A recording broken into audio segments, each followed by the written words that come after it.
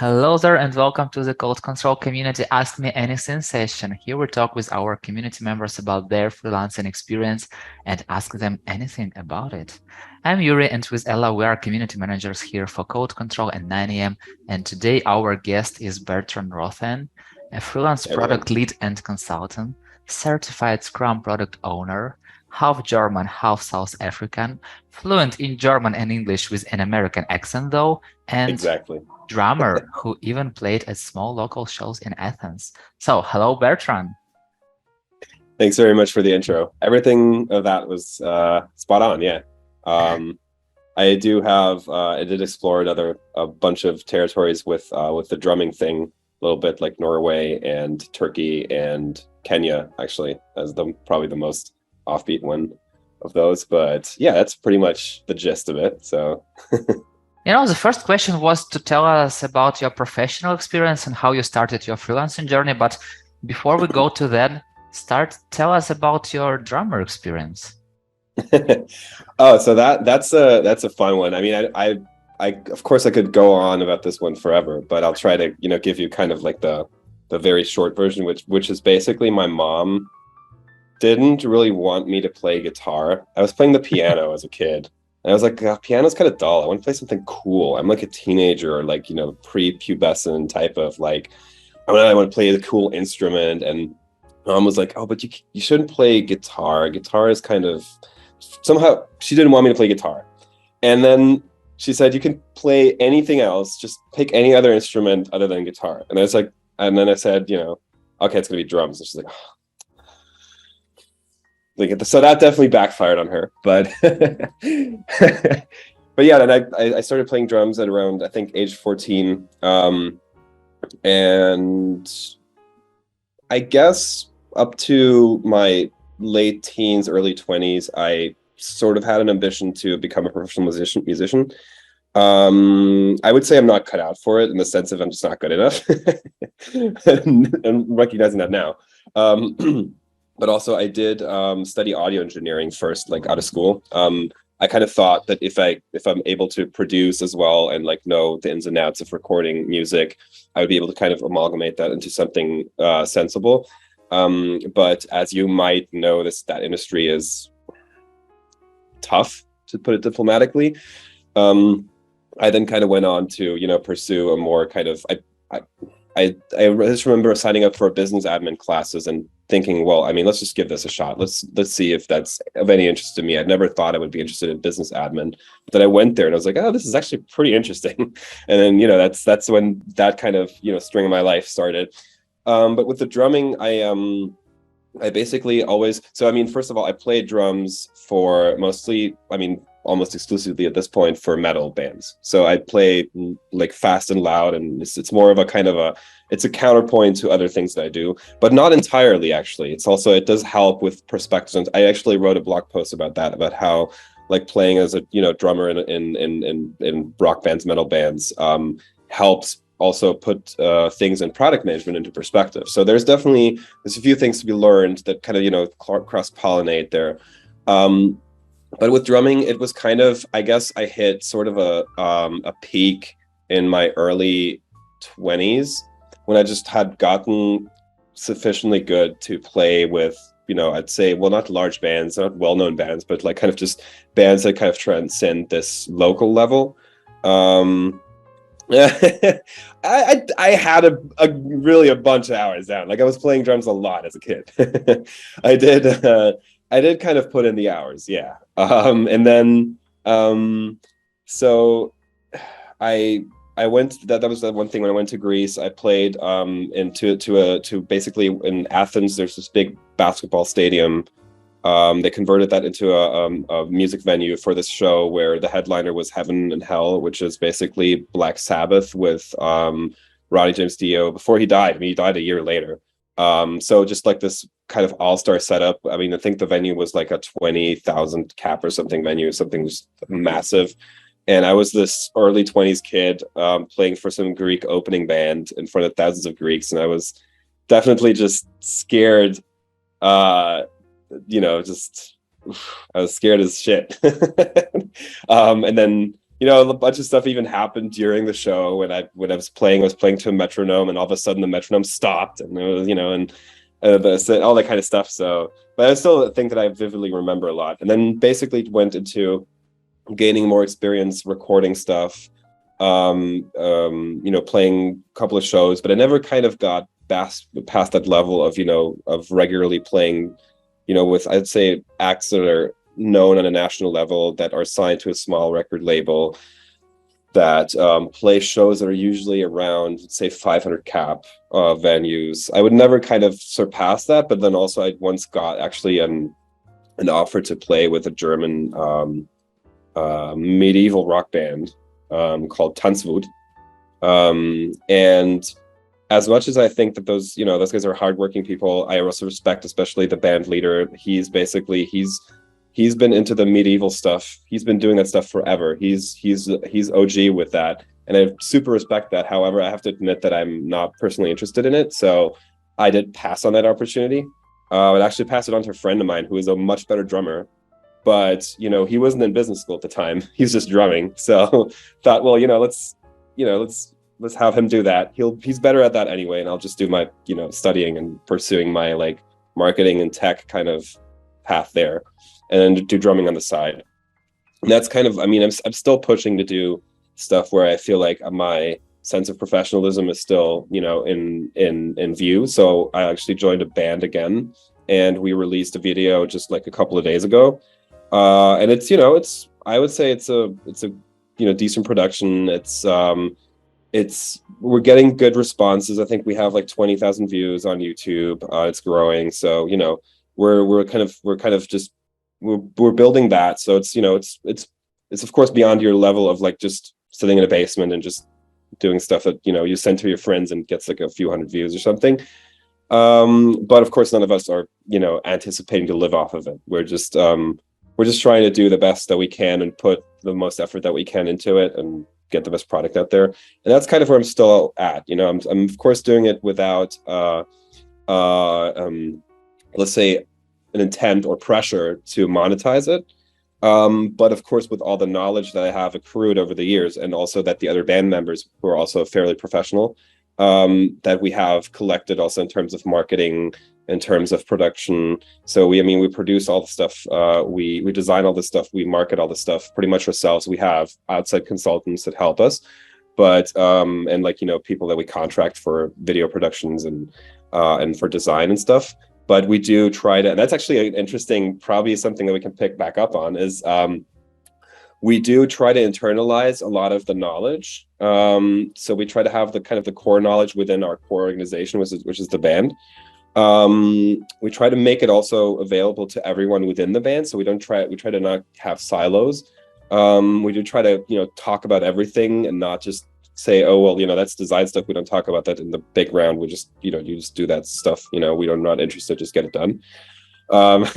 Yeah. And then at the same time, we acknowledge that, you know, we cannot do everything ourselves, or, you know, the results often benefits from having external people help us with it. So we do, of course, although we do have technically the possibility of producing audio tracks just like on our own, we, for instance, brought in a mastering engineer to like kind of just give it that final polish so that the final product sounds a little bit just more refined. And funnily enough, usually people make fun of mastering. I mean, this is audio engineering, right? So this is like the final step is called mastering, and people always make fun of it. They say people just make it a bit louder. And then, you know, they just make the track a bit louder, and then it's like, oh, it's mastered now. but of course, I, as the audio engineering, the guy with the audio engineering degree, the audio snob, has to say, no, that's not it. There's actually a good amount of stuff that gets added there. And when we got back the final master, we did listen and say, that's like the last 10% that was missing. Like it was at 90%, but now it's at 100. Now it's just like, it somehow he got that last 10% out of it. So stuff like that is really cool. I know people love the Pareto principle. People love 80-20. I love it as well. But in this case, it was just kind of, okay, so we can get to even 90% on our own. But for that last 10%, it just makes more sense to send it to someone before we obsess over it. And especially our vocalist, he's the one who also, you know, he's the producer. He just gets, you know, he at some point he's listening that stuff so much, he's working on it so much, he just loses sight of it, right? So that's also what you can use consultants for, is to just get an outside opinion. That's sometimes it's really valuable to have a fresh set of eyes or ears on whatever you're working on. So that's also been a valuable lesson. And then with design, as an example, we do have our guitarist do most of the designs. He does a lot of design work. He does great design work, but in one case, he said, "I want iconography done," and I cannot do iconography. I'm not good at it. I want to contract someone, and then we had a designer just create a set of icons for us. And that was also nice for him because he just, he received external input for once, instead of just kind of doing his own stuff. And then, of course, with marketing, we do have experience with, running ads, on social media as an example. And, but then again, also contacting people that do playlists, people that do reaction videos, all these kinds of, modern channels of distributing music. There's just people who do that full time. They know much better who to reach out to. So we do have an advisor there that we work with that, tells us like, you should place your stuff here and there. And of course we pay him as well for that, but that's totally fair. So I feel like it's a good example of both, of how to, run your own organization if it's a small one. I mean, we're 4 people, but, but also of how to utilize external talent. Amazing. Thank you for I feel like you anticipated so many of our questions in that, but like also you just paint such a vivid picture of like the experience of, recording and putting out just one track, right? And, to extrapolate that and to like see that in the kind of context of like an industry that maybe a lot of people watching this don't have that insight into, I think is hopefully an eye-opening experience for them. I wanted to kind of dig into what you talked about a little bit, but also maybe kind of apply that to like the flip side, right? So you talk about hiring in contractors and getting in that outside opinion and outside perspective, which, is kind of what you do as a freelancer for the companies that you work for, right? For your clients. Yeah. So maybe it'd be fun to delve into, how do you choose who to hire when you are a client, and how does that compare and contrast to how you choose the clients to work for when you're the contractor? Do you have anything to say on that? Because I'm super curious. That's a great question. Since also, I mean, I know this is maybe a bit of a sort of a competitor scenario, but I do also run, a certain review step for expert lead. So I do, I'm also, they contract me to basically get an outside opinion on candidates. Shout out to expert lead. Sorry. But it's, you're all in that game. Gotta respect the game, right? So, but so when you first, so of course, through that scenario, I have applied this sense of, I mean, of course, I'm not employed by expert lead, but I do, of course, have an intent of representing their interests when I'm talking to someone in that regard. So I do apply this hat of, is this person a good fit for this portfolio? Can this person be applied to clients of industry X or of, technology Y, whatever. And then at the same time, of course, also I have helped clients with sourcing people. So, hiring perm replacements for the stuff that I was building or doing. So perm replacements for myself, but also, of course, other people, in the team that I was working with. So, and then, of course, also then there's the other perspective, of course, that I apply as well as finding, a good clients to work with, definitely. So for me, how do I have a lot of thoughts about this. How do I start this? Basically, what I think is important to look out for is, of course, everyone's going to say, first of all, is quality, in the sense of, do you feel like the person that you verifiably know that they're great at what they're doing, maybe they've been even recommended highly by someone who you respect, that they're just kind of, the best person to have. People will always say this as, of course, as kind of the North Star. You want to have great people on your team, whatever. But I do feel what people do often don't respect is, of course, the scarcity of their own resources, which can be financial, of course, but then also in terms of time and in terms of options. And that is something I do try to factor in as well. So I usually try to question just out of a habit that if, for instance, like in this band scenario, as an example, there's a friend of a friend, who says they can do that stuff, and they're like, oh, we have this friend who can just take care of that stuff. Then I would be apprehensive about that, just out of principle, not because, but I need to know first, right? Like I want to verify whether that person's really any good, and we want to commit into establishing more of a relationship where they become someone who we repeatedly work with. So usually I'll say, if someone can show me sufficient proof of that they're, good at what they're doing, I'll say, oh, well, let's do it this one time. Sure. Let's try them out. And then we'll decide, based on the results, we'll talk about the results and then decide whether we'll keep working with that person or not. But it's definitely also, it'll go into, well, if I don't have another option to propose, if I don't have a better option from my perspective to pitch to them, then I'll also just opt into their proposal, just because we don't have another option. We have pretty strict deadlines. We have to, because also we live kind of distributed across Germany, plus I travel a lot. So, if we say we're shooting a music video on this weekend, we need a videographer for that. We also need an assistant for that. We cannot be super picky. And if, for instance, for that weekend, most videographers we would want to work with are booked out, and there's one guy who's like, oh yeah, I'm available. Then we cannot say, oh, but is he the absolute best one for this video? It's just like, if we want to make this work, if everyone kind of has their travels booked and everything, we just have to do it.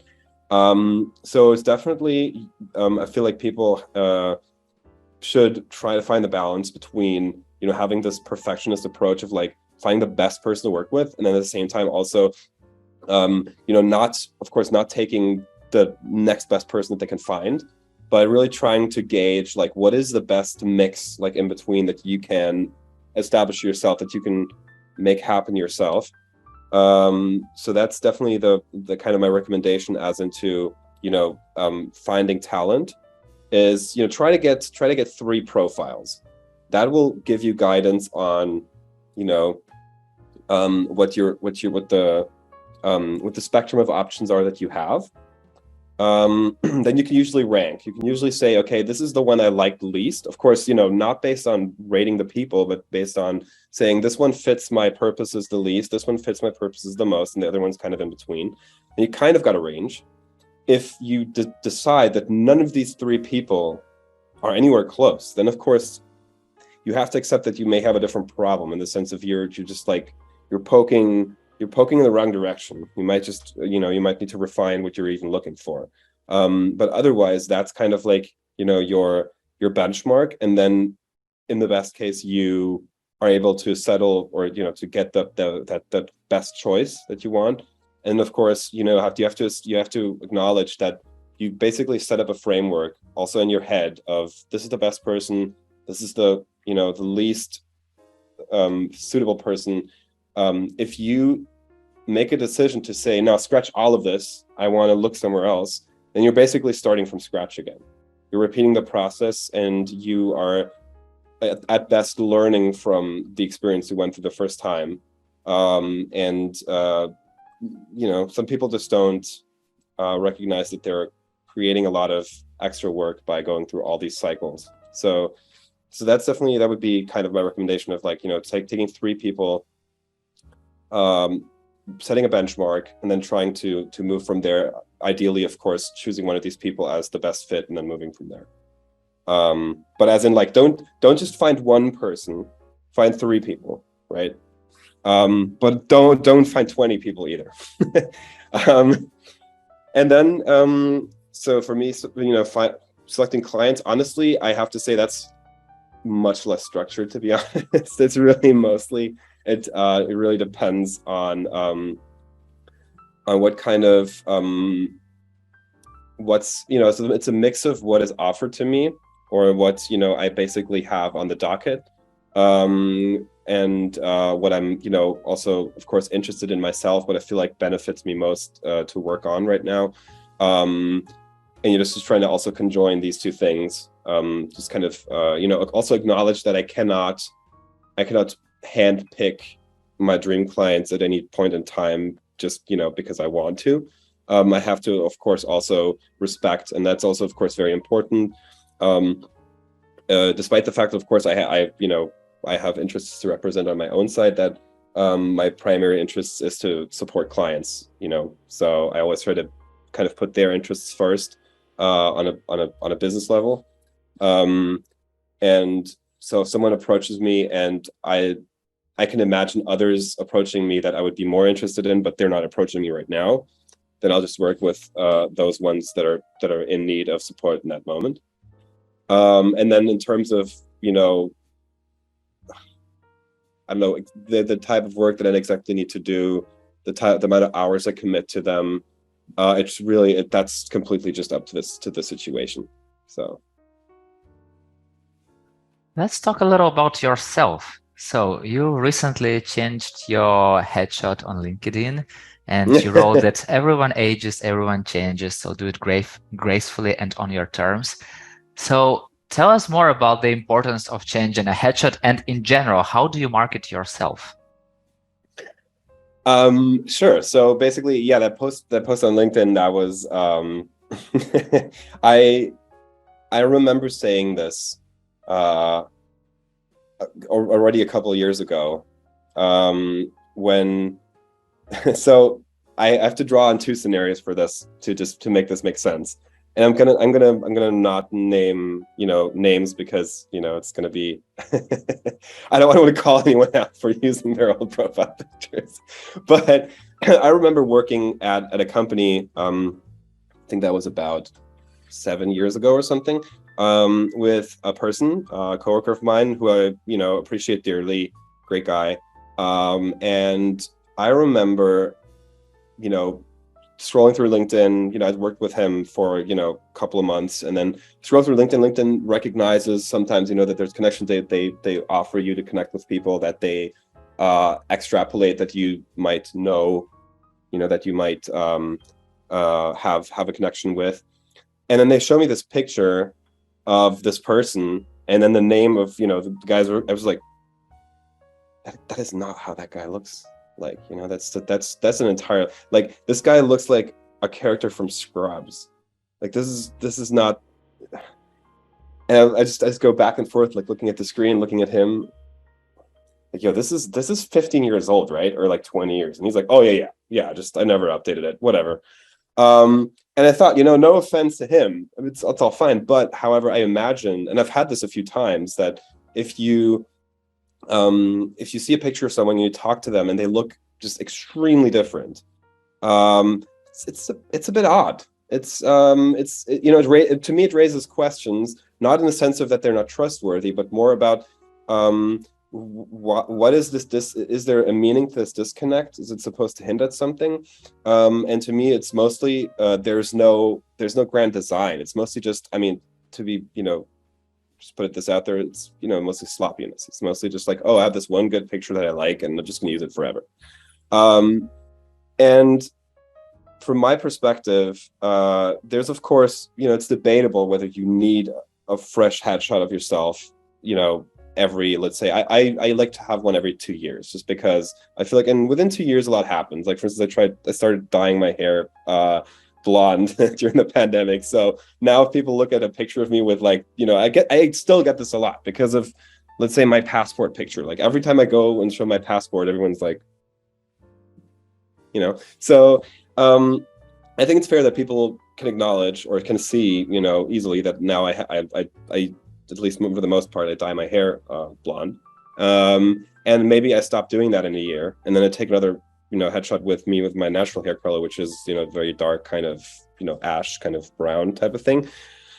And I feel like it's important to give people that feeling of, like, oh, that there's a coherence between this appearance that they see and the appearance that, you know, people complain so much about, oh, everything is photoshopped, all these stars, all these models, they're all fake and whatever and stuff. And then, and you know, their own headshots on their CVs are like just completely different from what they look like. And then, so that was scenario one. And then scenario two was, I worked at another company where they would take pictures of people, you know, to basically when they, you know, when people would new hires would start at the company, they would get an appointment with an in-house photographer, and the photographer would take pictures of them. And what I thought was odd is when people left this company, including myself, and sometimes people would not leave this company on good terms, people would still, you know, use this headshot because they would say, oh yeah, that was just taken at a company that I didn't like working for, and I'm, you know, I don't want to be associated with a lot, but it's still kind of the best shot that I have, and I didn't get around to get a new one, and I just didn't like that idea of feeling like you're just locked into maybe even a bad association with a past point in your life, just because you know, you feel like it's still kind of the best thing you got, sort of, or that kind of, you know, that makes the most sense. So when people talk about their headshot, they're like, oh yeah, I feel like it's enough, it's okay, you know. I think people should be excited about that. People should be, you know, find a way. And I mean, I know that people have different senses of self-worth and self-realization, and some people don't like how they look, some people like more how they look, and you know, but I think it's important for everyone to just tap into that also. And that's the point. It's not for others, it's for themselves. It's really about so people are just have that necessary confidence to really prevail in the workplace. And it can be something as little as that, you know, just to have a nice photo of you that you're floating around. Everyone's like, oh, that's that guy, the guy that looks, or that person, you know, that looks so confident on the picture, and likable and friendly, and it's just this, you know, it creates a different aura around yourself, especially with, of course, with people you newly meet.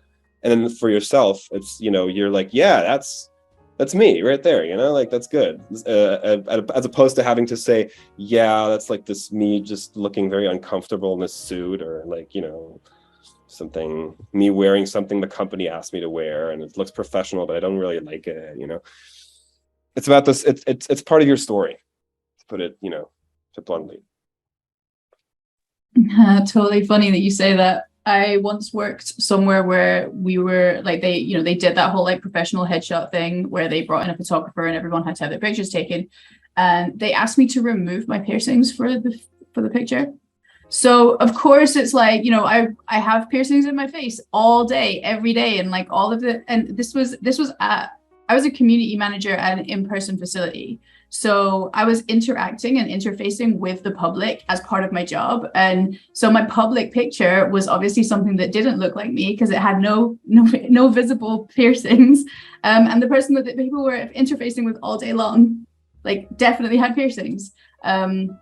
So yeah, just to say, you know, absolutely. Sometimes these professional headshots are, you know, they reflect the agenda of the person who took them, not necessarily your professional aspirations. Like I'm definitely a, like, this is me piercings and all person, and to have to use that professional headshot was, it's disorientating, but it's also it's a little embarrassing, right? Like, you know, just exactly what you're talking about. Just to add to your point, there's another illustration for you. I feel like you're definitely, that's exactly down the alley of what I've been saying, for sure. I mean, that's honestly a better point than I could have made off my own experience with that, because I mean, I don't think I'm a suit and tie person. I sometimes actually, I'm serious here. I actually did at a company I worked with a friend of mine. We, you know, we're coworkers. We, for just to mess with people, we would wear suits on Friday. Just, you know, because it's, you know, we said it's business Friday. It's not casual Friday, it's business Friday. We would wear suits just to mess with people. So I can wear a suit, but I don't like the idea of having to wear one because it's not what I usually wear. I think it's largely uncomfortable and it's a very bland type of dressing. So I don't like doing that. So, you know, every time I wear a suit on a picture, I'm like, that's not me. You know, it's me playing dress up.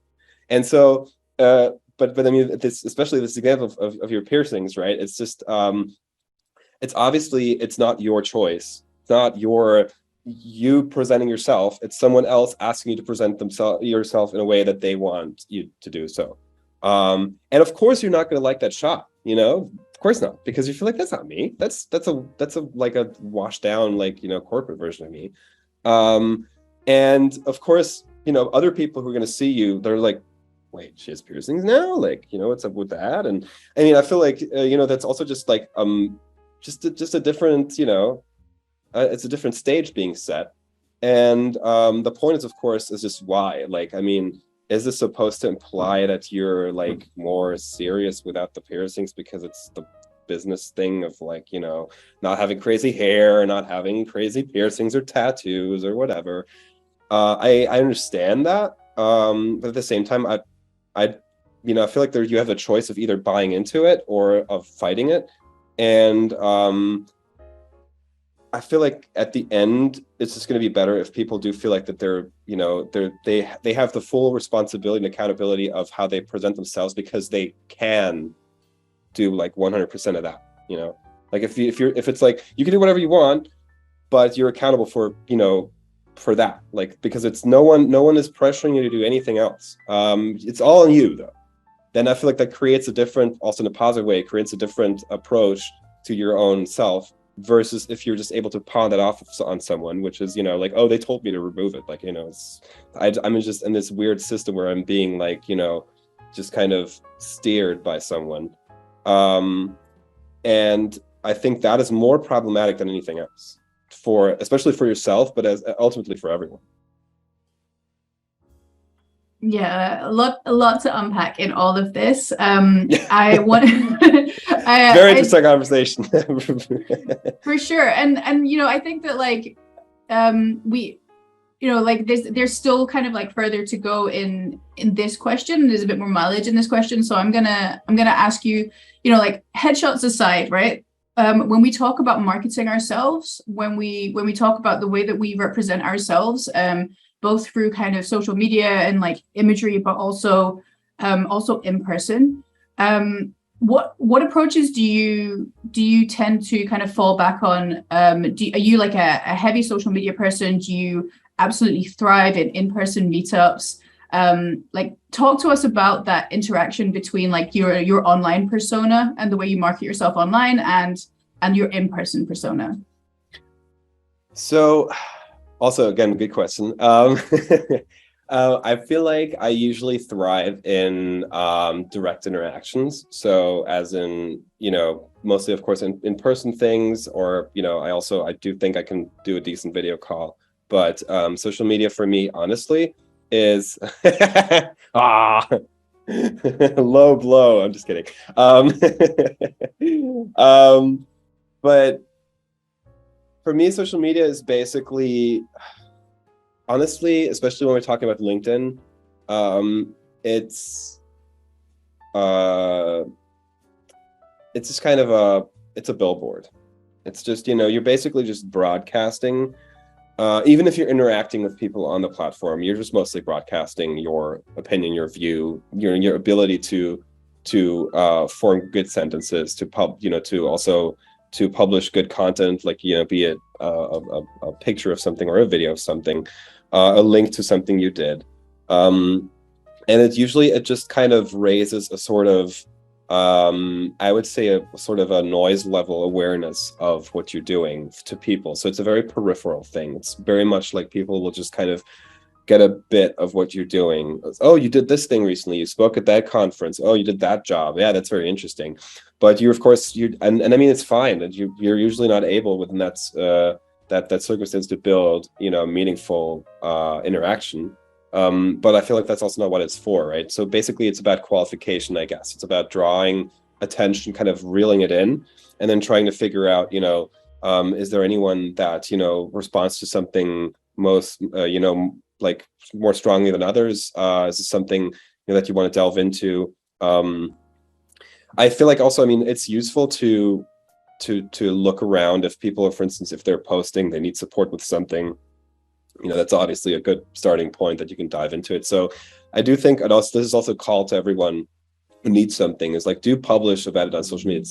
There's nothing wrong with requiring help. If you say, I need something, I need someone for something, don't feel like you're embarrassing yourself by making it publicly, making it public in the public knowledge. You need someone. It's always a good idea to just kind of have the word out there, because of course you can still also kind of steer of what the word is, right?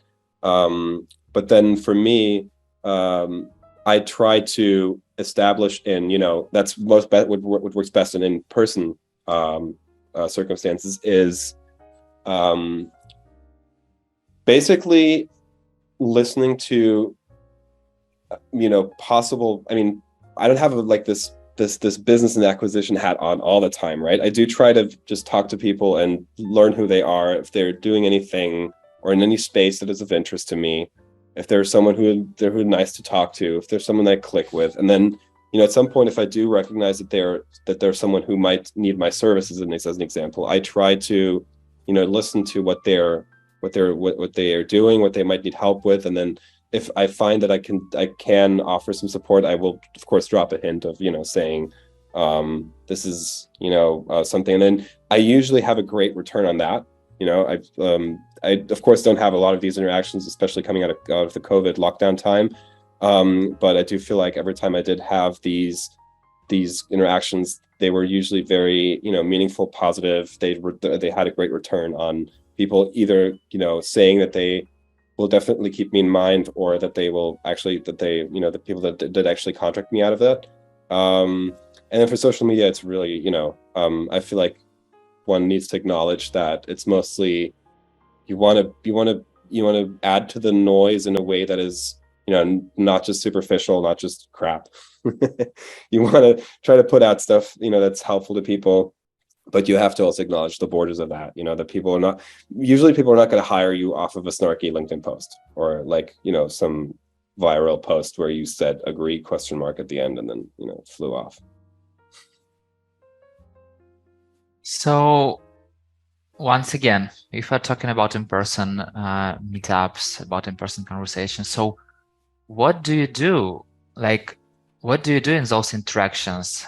Do you have some plan on how to go to people, or do you just a great person? Are you just a great person who just go and everyone in the rooms are around them, or what is your approach? That's actually funny. A lot of people think I'm the super extrovert person who owns the room when I come in, but I'm actually not. I'm kind of more like I play to my introvert side in these things. I usually kind of more standing in the corner observing and kind of keeping to myself. And I will be very kind of, selective about, I'll try to kind of read the room, see if there's anyone who I usually don't approach this with a scheme or something, unless of course there's an exception. If of course there's someone at that event that I wanted to meet since a while, I kind of have it on my agenda to meet them, and I'm like, okay, I definitely want to talk to that person. I'll try to make my way to them and just kind of get a brief second to talk to them. But if I go to one of these things and I have no one on any list that I expressly want to talk to, I'm just going there for the the content or something, or just because it's a product meetup or whatever, I'll usually just go there and then just kind of see. And if there's no one there that I feel like I really wanted, that I'm interested in, just genuinely interested in talking to, I'll just also maybe not even talk to anyone, just leave. And so I really kind of and I don't know if there's any pattern that I follow. Sometimes it seems like I try to find the most offbeat looking people, the people that look the least generic, that I so people who have crazy hair or piercings or funny clothes or something, or that's that's usually my type of person that I talk to. I've made great connections through that, actually. But but yeah, it's just people that kind of pique my interest, as in like that they're kind of just something else. That's usually what will, you know, as in the question of who are you interested in talking to if you go to these things, just imagining. And of course, sometimes, I mean, things just kind of happen, right? Like you just kind of but randomly get into conversation with someone. That's also sometimes things that will happen. But yeah, that's mostly actually, I'm not someone who goes out to these things and tries to make lots of conversation with everyone. I will strategically do that, as in, you know, if I know that there's someone's going to be there that it's in my best interest to talk to them, I will make a plan of that, and I usually will follow through on it. But I don't have any plans of, you know, or anything that I do when I'm there. I'm just, okay, let's just get as many business cards as I can, or as many new LinkedIn connects as I can. That's not me.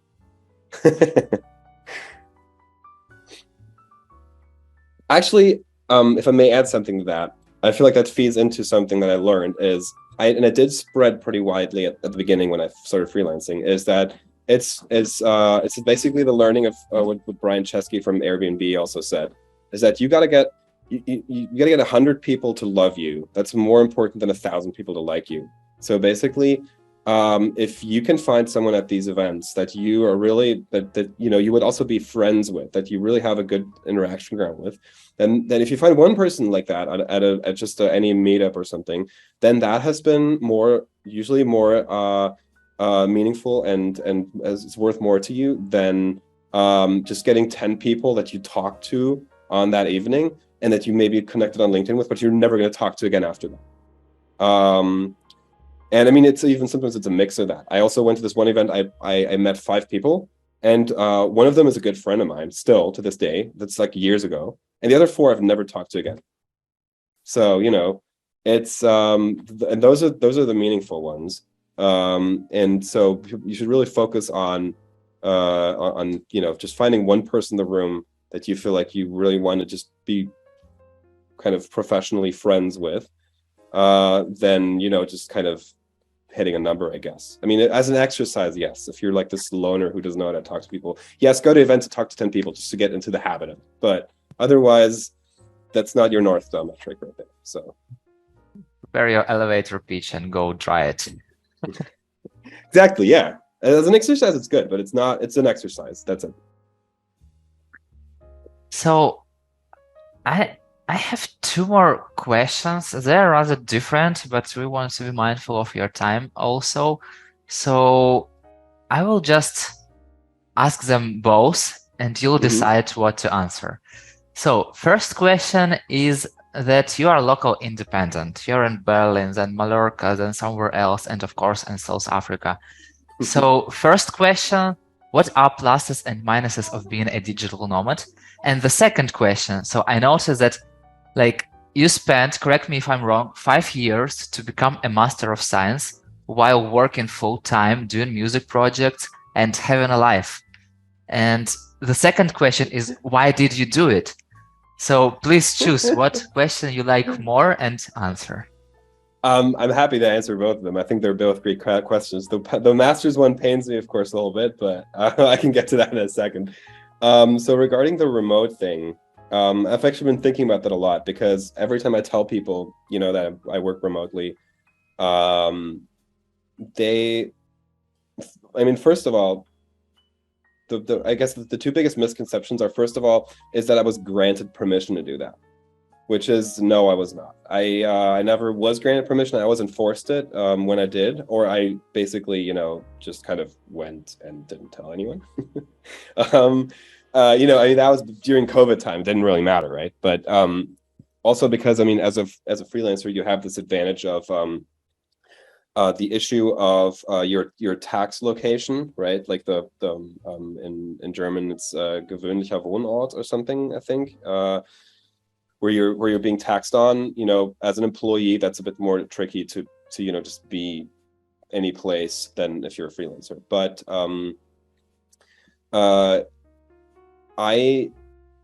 and still to this day, it's, you know, it's something that some people will just say, no, we don't want you to work entirely remotely and stuff, and where, you know, sometimes you have to compromise a little bit on. So it's not like this thing that someone just gives you. You always have to fight for it somehow. You always have to take it.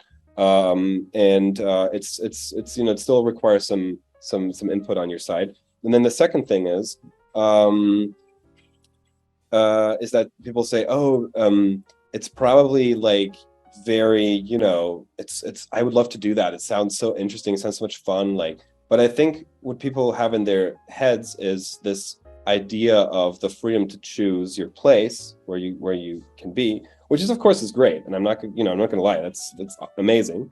However, it of course comes with different types of burdens, right? Like you need to find, first of all, the traveling. The traveling is a lot of work.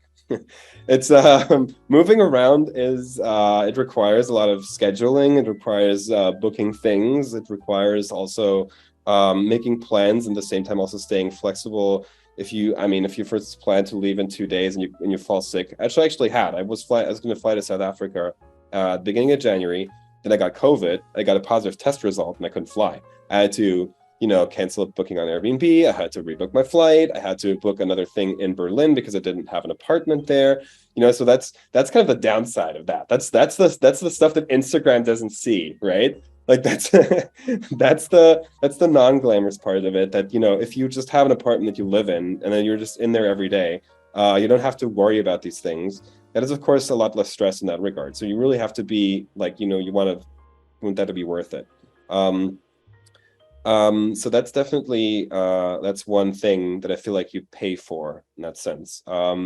Then of course there is the difference of you have to be very adaptable to everything. So people who are generally regard themselves as inflexible, that they kind of need their comfort zone, they need to have things in a certain way, they really like particular things about their everyday life.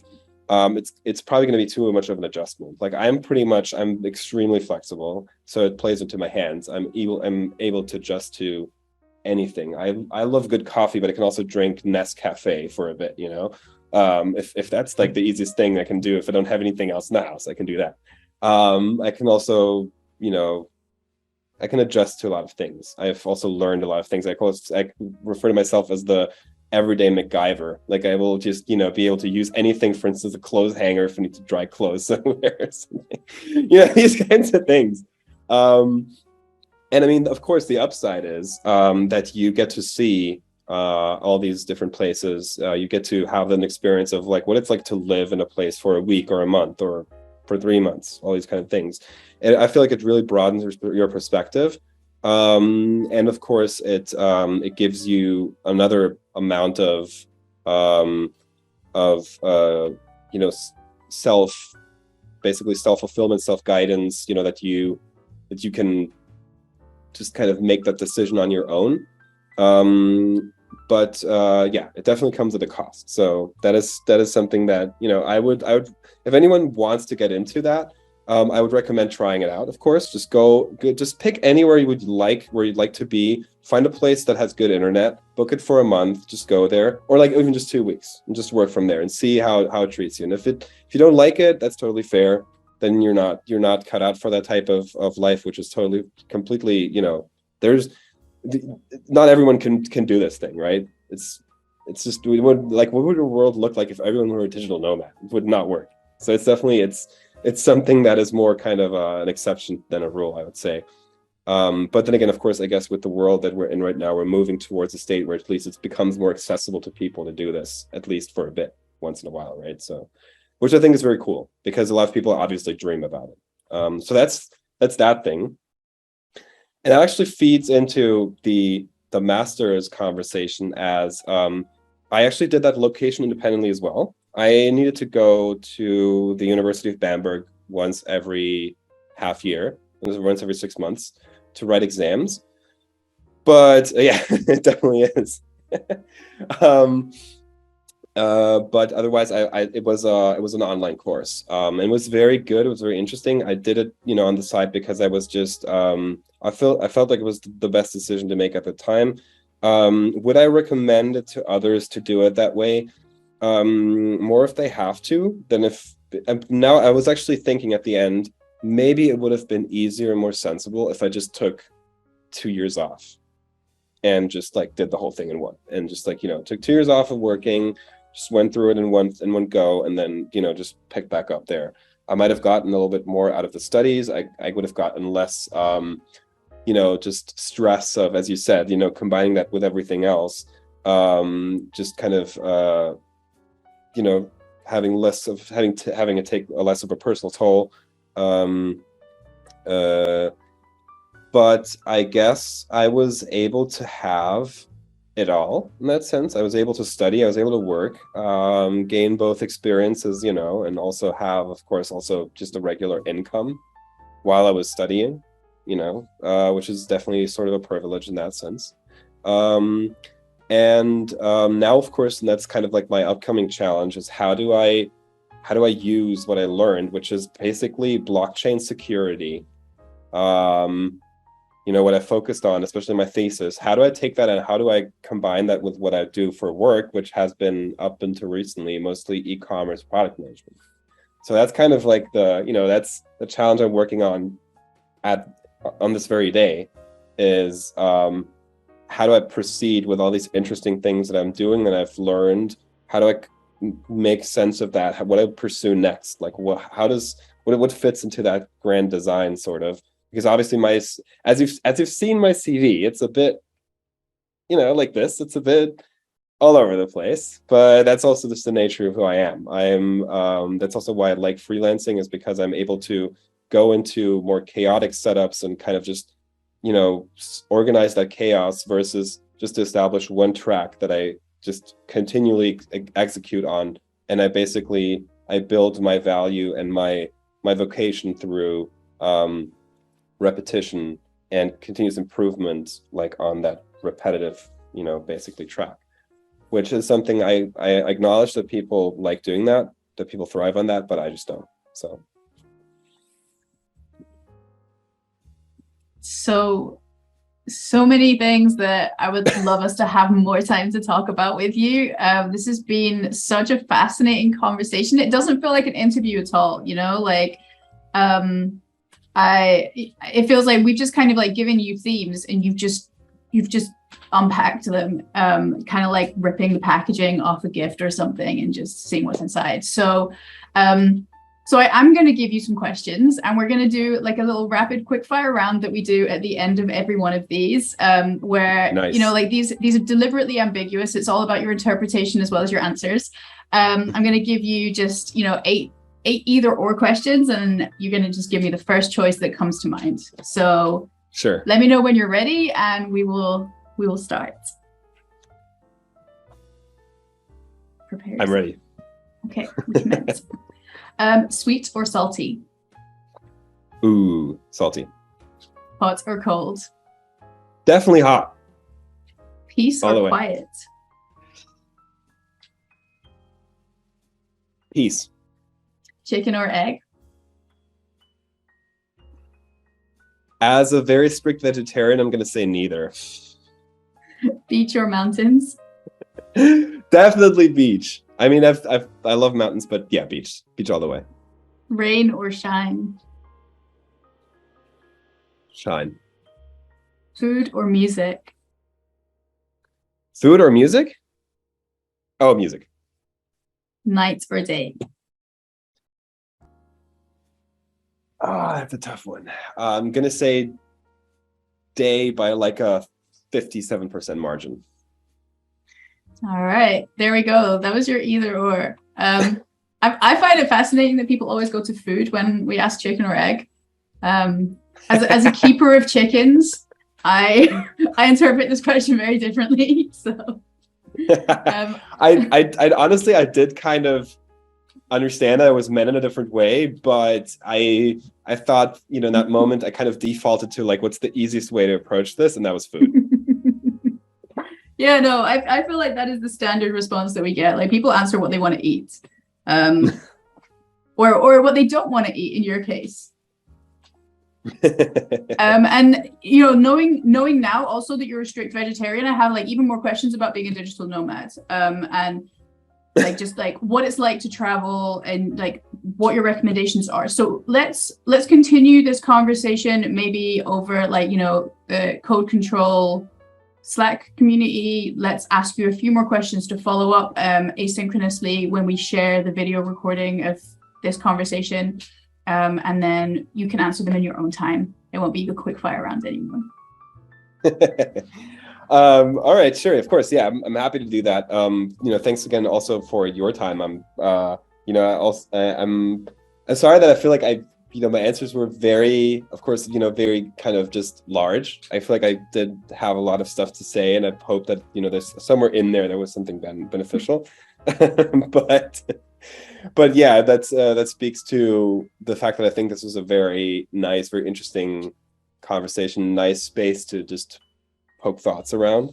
So I do hope that it wasn't just a lot, but also a good amount of interesting things that I touched upon. But yeah, thanks so much. We would expect nothing less from a TEDx speaker. Aw. Big ideas is what it's all about. So yeah, it's been so much fun, and it's been, I think that, like I said, it's really easy to have this kind of like question and answer session, but I think that there's so much to learn and so much to learn from each other that sometimes we don't always get to that when we're just focusing on like moving through the questions and delivering answers. So definitely, I appreciate when we have these conversations with people and they really turn into ideation sessions, into like sharing a bit more of your worldview and your philosophy and your approach to problem solving, as opposed to the answers to the problems. Nice. Well, I'm glad to hear that. Sorry, Yuri. And that's the constant learning, that's exactly how we get to know each other a little better, step by step, day by day. So that's all about, that's what we're trying to do within our code control community. So thank you very much for sharing your piece of golden nuggets. Thanks so much. No, really, I appreciate it. It's been a bit of a while since we did something like this. And I'm happy that Yuri reached out, and also that Yuri was persistent on that. I really appreciate it. I was a bit dug out for a bit, but yeah. So with that said, of course, I'm happy to follow up. And so far, thanks very much for the conversation. It was a great time. And of course, I wish you, a nice rest of your Friday, actually. Yeah, true. It's Friday today. Yeah, have an and it's Halloween Friday. on Monday. Yes. And of course, thanks for the tip with Fathom. You can check it out. Very interesting. Yeah, let us know how your friend gets on with that. Yes, I will. Have a great weekend, guys. It was really nice to meet you. Thanks so so much much for the chat.